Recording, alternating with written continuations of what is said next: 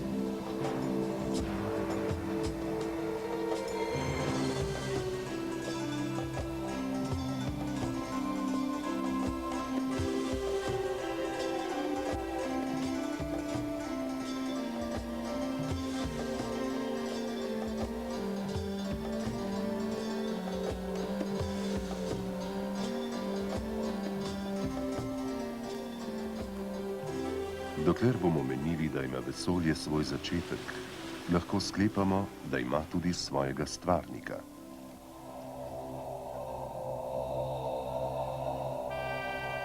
Če pa je vesolje samo v sebi zaključena celota in nima mej ali robov, potem nima začetka in ne konca. Potem kratko malo je.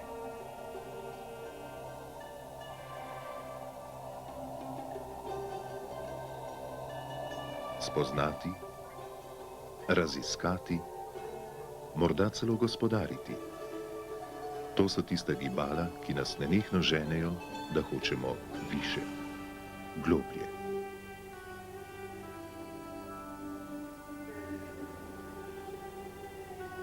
A zemlja, ki je naš dom, je bila človeku dana na vso uporabo.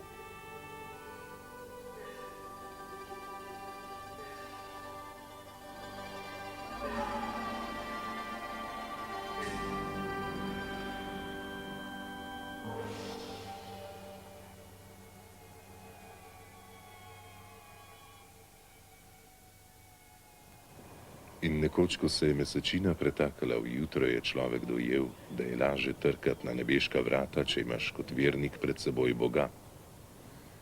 V starogrški kulturi sramu so ljudje projicirali svoje čustva na svet bogov. Vernik ni hotel nositi odgovornosti in tudi ne občutiti krivde. Teže pa je bilo ateistu pod zvezdami, ki jih je toliko in za katere niti ni vedel, komu svetijo.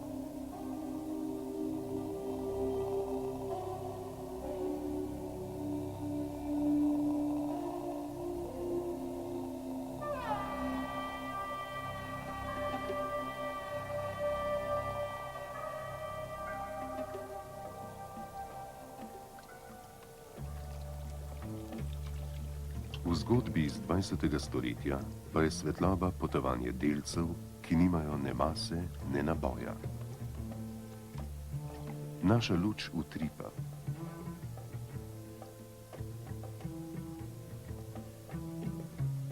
A mi se tolažimo, da vemo, kam gremo in od kod prihajamo.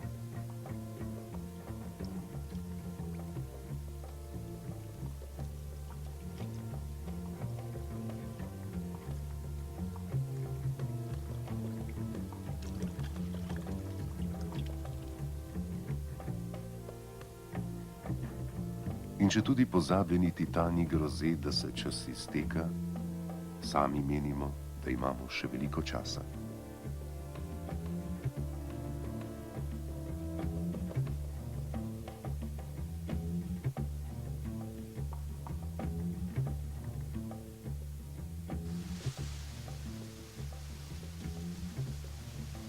A kdor hoče na svoj čas pravilno gledati, naj ga gleda oddaleč.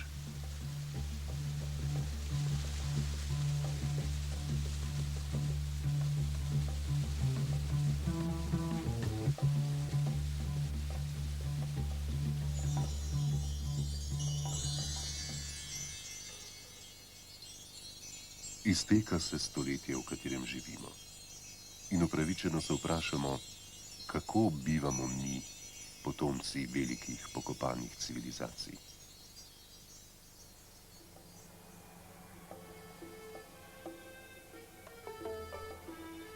Na križišču zvoka in svetlobe skozi čas iščemo lepoto. V proporciji in skladu linij, v tradicionalnih oblikah, v vsebini prostora, celo v snovi, s katero gradimo. Iz naše zavesti se tako poraja matematična umetnost nujne statike. Iz našega razumevanja narave pa smo postavili zakone nujne mehanike.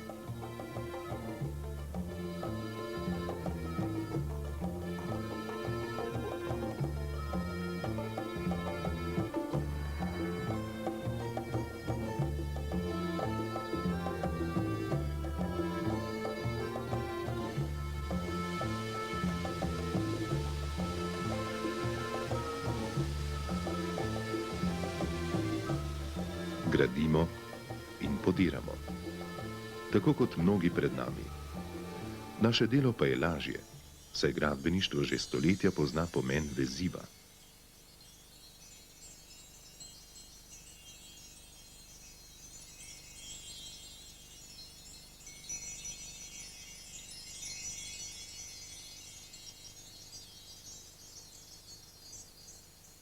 In nikogar ni, ki ne bi sanjal o svojem domu.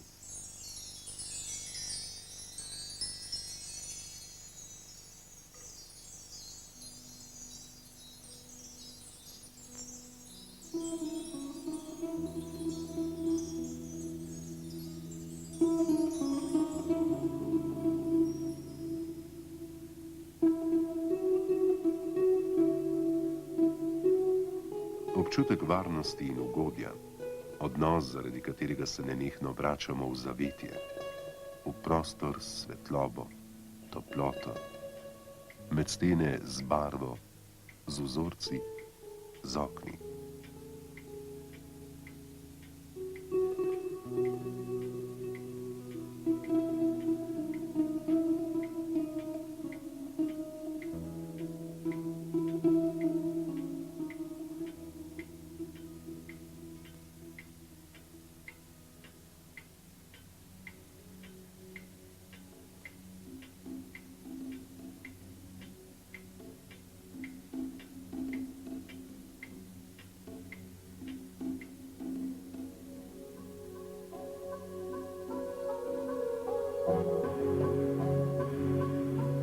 Zaradi notranjega gibala, ki nas pripravi k delu, si človek že tisočletja gradi civilizirano bivanje. V procesu pa ima sebičen odnos pri poseganju v dano naravno okolje.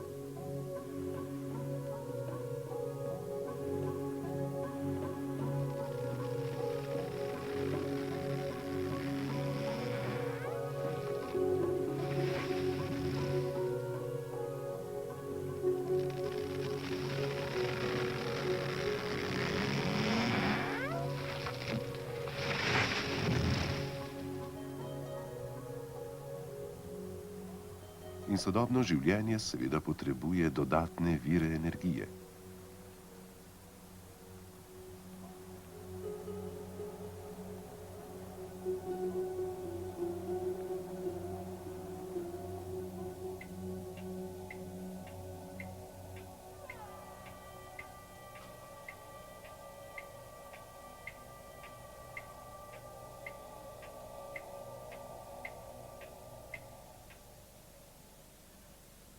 Stari Grki so v čaščenju bogov potomcem zapustili svetišča svojih verovanj. Ljudje 20. stoletja verjamemo vase, svojim otrokom pa zapuščamo sledi nekega razvoja in neke miselnosti, ki globoko v sebi časti zgolj zmagovalca. Kulturi sramu je sledila kultura krivde.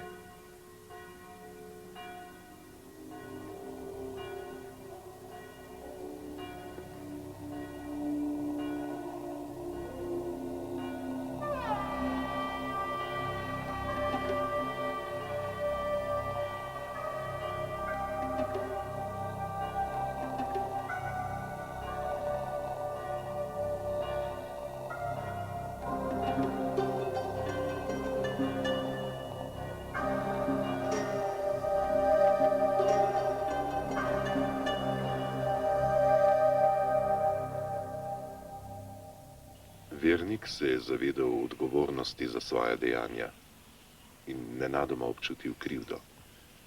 Zakaj lastni otroci so ga prepogosto doživljali tragično?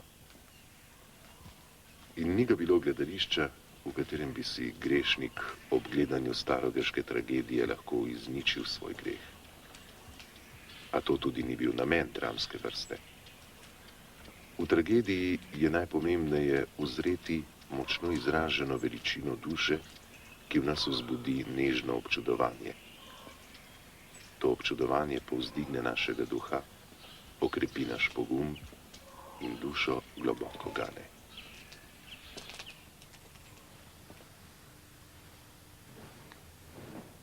Sodobnost pozna drugačne predstave. Le občutenje krivde morda ostaja isto.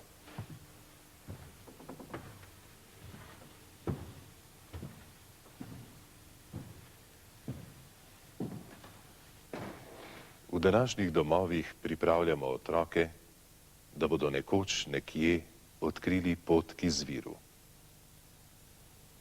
Toda dosedanje nespametno razmišljanje nam potomce spreminja v tarče.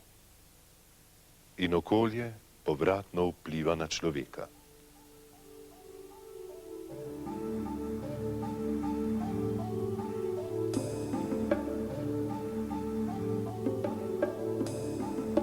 S tem, ko človek postaja energetsko vedno manj odvisen od ostalih sestavnih delov ekosistema, se njegova pot razvoja počasi, a vztrajno razhaja z drugim življenjem na Zemlji.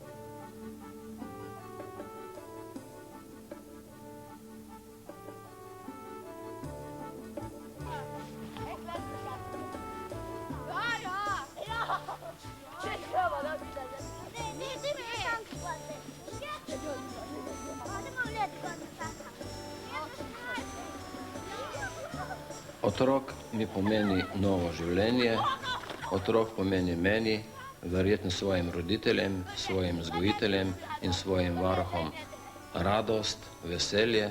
Otrok mi pomeni bodočnost naroda, in če je otrok zdrav, je verjeti, da bo tudi narod zdrav. Če je otrok bolan, potem je njegova bodočnost verjetno bolj vprašljiva.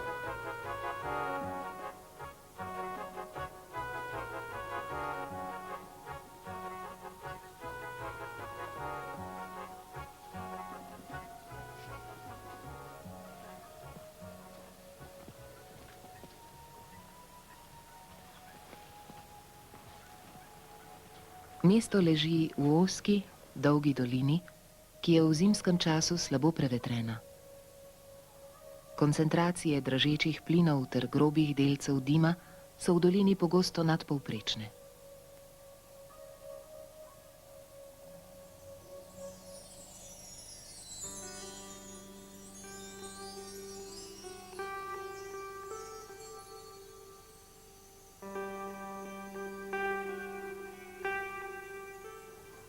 Moj otrok živi v tem mestu.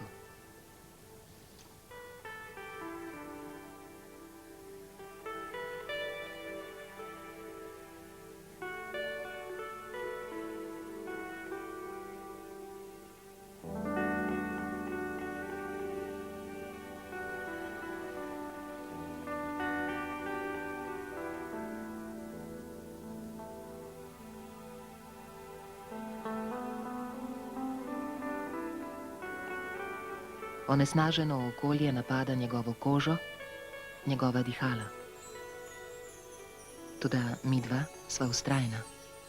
Moj otrok, ki si želi otroške igre, in mama, ki zanj iščem drobtine raja. nisva sama. Skupaj z nama se bori tudi Zemlja.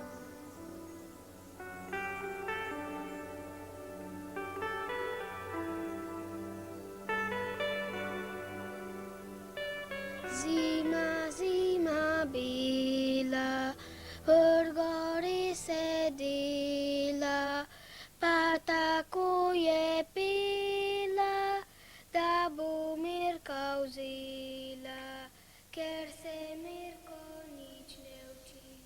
Čakaj, čakaj, Mirko. In Zemlja je izgubila mladost.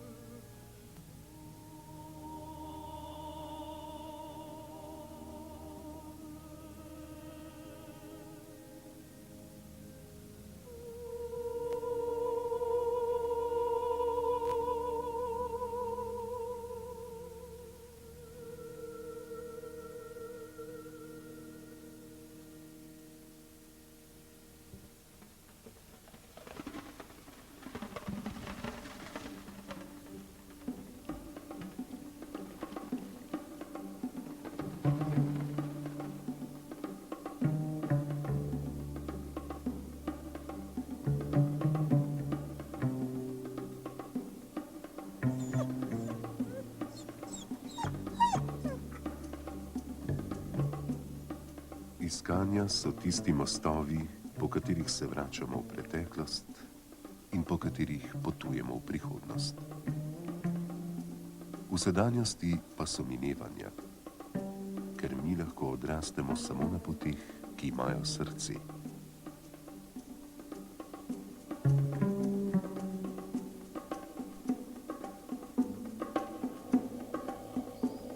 V iskanju resnice pa imamo pogosto občutek, da je naša pot krožnica.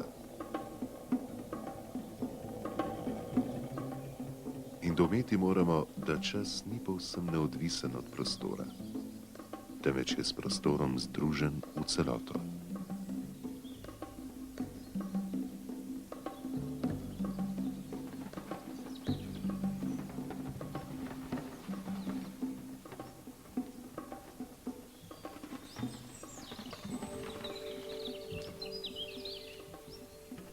Radi bi izvedeli, katera je tista mejna koncentracija onesnaženosti, ki povzroča trajne poškodbe tkiva.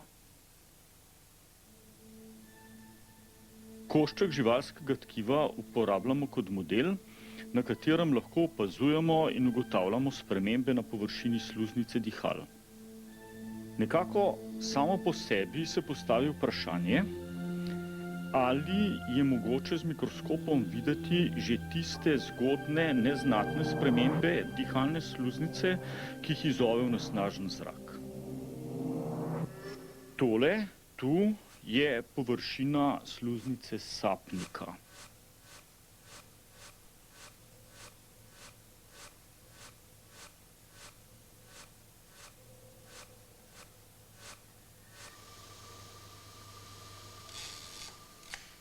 Površino dihalnih poti sestavlja vrsta različnih celic.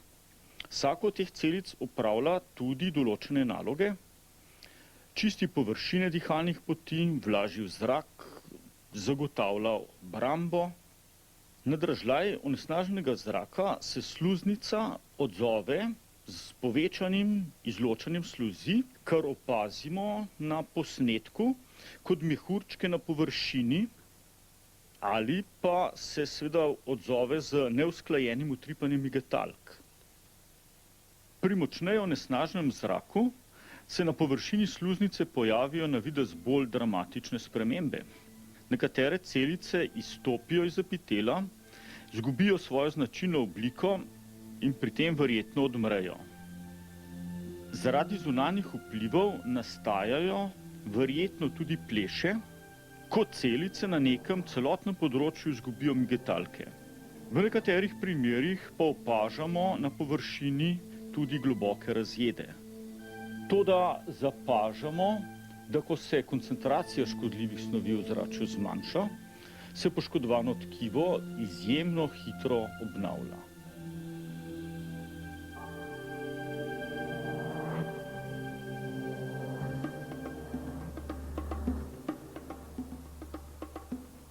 Čang, Čang, no, pridi.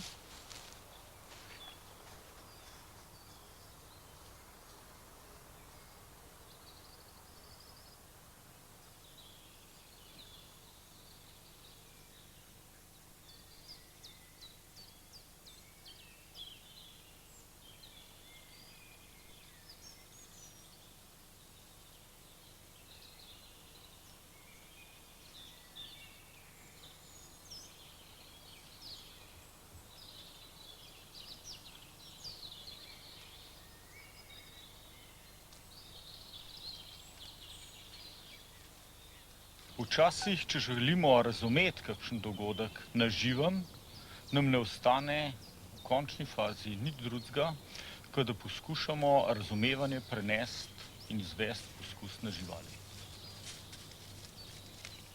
6 let zbiramo podatke, 6 let opazujemo, mikroskopiramo, merimo in poskušamo ugotoviti, na kakšen način se pozna učinek onesnaženega zraka na nekem biološkem tkivu. Iščemo orodje, s katerim bi poskušali najti en sistem, neko razumevanje vseh teh dogodkov. Vendar je končni odgovor še zelo daleč, končne resnice verjetno zlepa ne bomo našli. Naivno kot otroci smo se lotili tele naše raziskave o vplivu onesnaženega zraka. Res naivno in res otročje, ampak vse raziskave se pravzaprav začnejo z otroško radovednostjo, z neznanjem, zvedavostjo, iskanjem in potem seveda se pogredaš v problem, iščeš vedno nove odnose in iščeš vedno nove rešitve brez konca in kraja.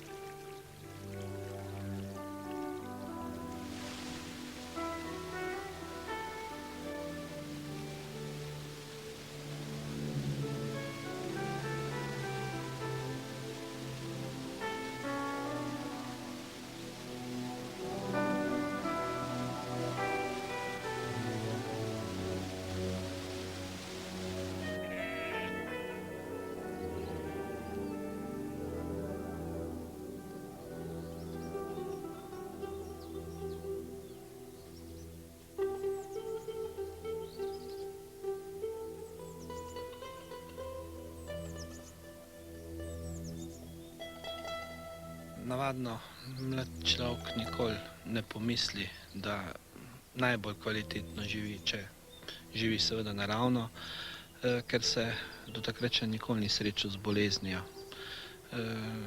Ljudje stari predvsem pravijo, da zdravje spoznaš šele z leti, ko te prvič resno bolezen obišče.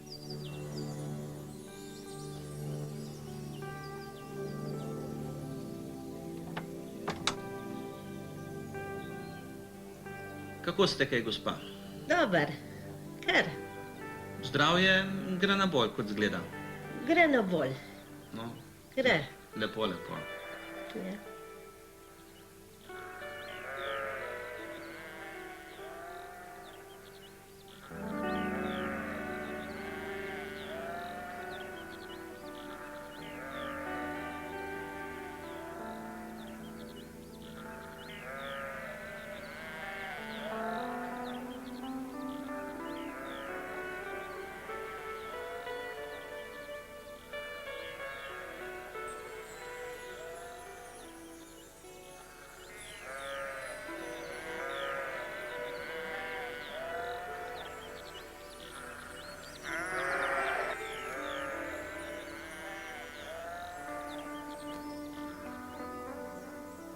Nenaravno življenje, pa življenje proti zakonitostim narave pomenijo, po mojem mnenju, tudi bistveno nekvalitetno življenje.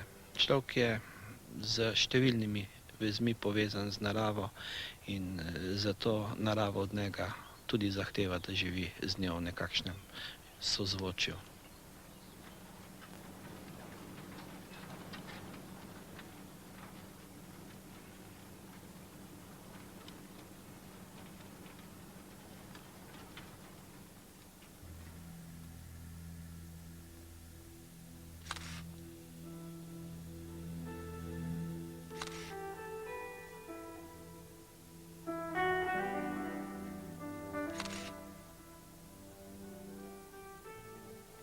Zdravo mesto.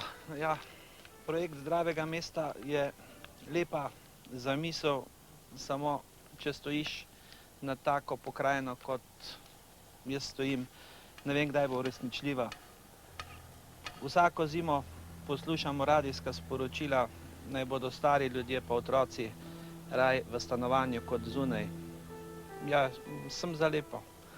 In predvsem zdravo mesto. Nekateri srečneži v Sloveniji, nekatera mesta se spreminjajo v zdravo. Mogoče tudi mi kdaj. Sem optimist. Mislim, da bo. Zima bila, vrh gori sedila, pa tako je pila, da bo Mirka vzela. Ker se Mirko nič ne uči, čakaj, čakaj, Mirko, ti. Ne more ti pobi sam, ali pa Roki bomo videli, kako ta poje.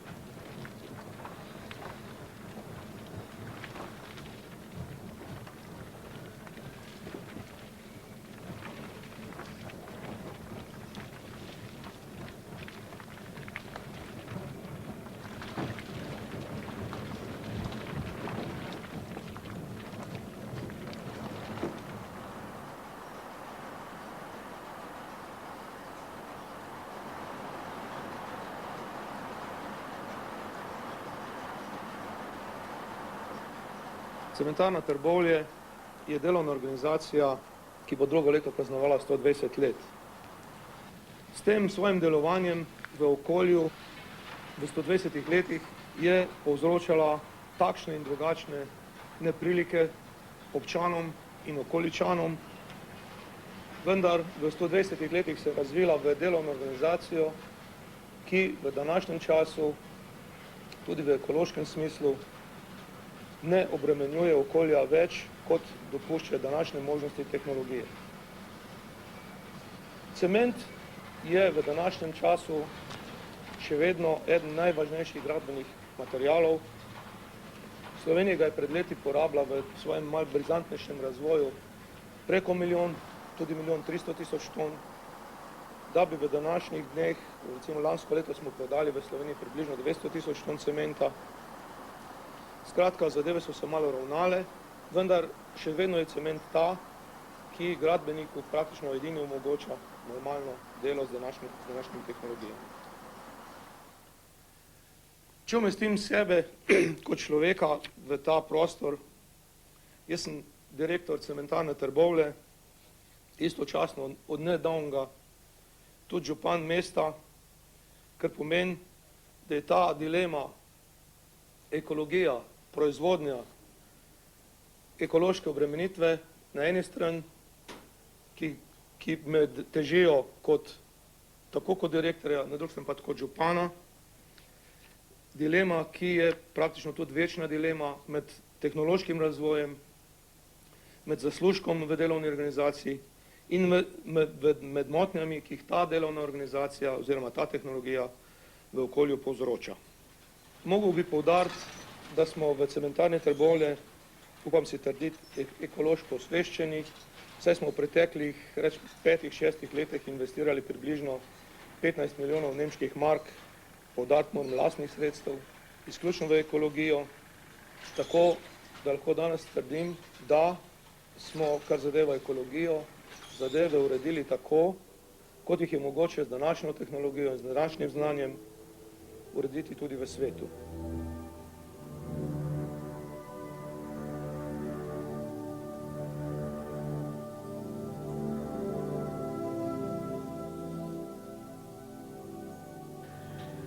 Človek je pokazal sprožen organ in ogovoril prisotne. Takšna je predstava. Potem je prste rahlo skrčil in rekel, to je vaš pristanek, Franjo.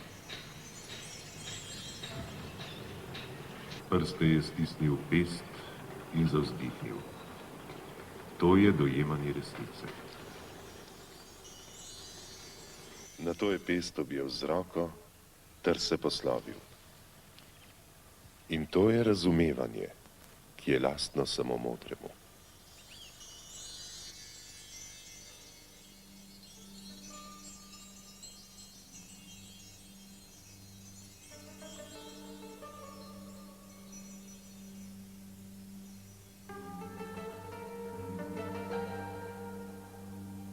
Bogovi niso ukazali človeku, bodi stopala za naše telo.